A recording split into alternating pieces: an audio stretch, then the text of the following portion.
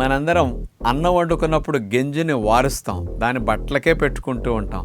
కానీ నెత్తికి కూడా పెట్టుకుంటే జుట్టుకు మంచిదని సైంటిఫిక్గా రుజువైంది. మరి గెంజిలో ఉండే కొన్ని కెమికల్స్ వెంటనే ఏం చేస్తాయో తెలుసండి, హెయిర్ రూట్స్కి వెళ్ళి హెయిర్ రూట్స్ని స్టిమ్యులేట్ చేసి కెరటిన్ అనే ప్రోటీన్, వెంట్రుకంతా ప్రోటీన్, దాన్ని కెరటిన్ అంటారు.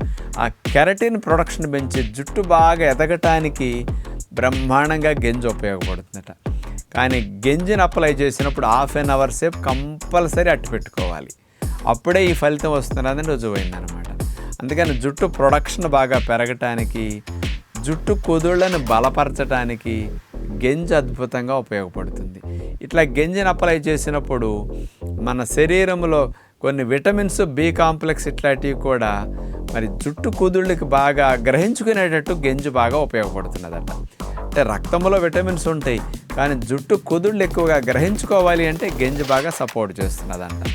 కాబట్టి గెంజి మర్దన చేసేసి జుట్టు కుదుళ్ళకి, మోడు భాగానికి ఒక అరగంట సేపు మీరు అట్లా చేసుకుని తర్వాత అట్టి పెట్టుకుని తర్వాత స్నానం చేస్తే జుట్టు గ్రోత్కి, జుట్టు ఊడకుండా ఉండటానికి గెంజి బాగా ఉపయోగపడుతుందని మరొకండి.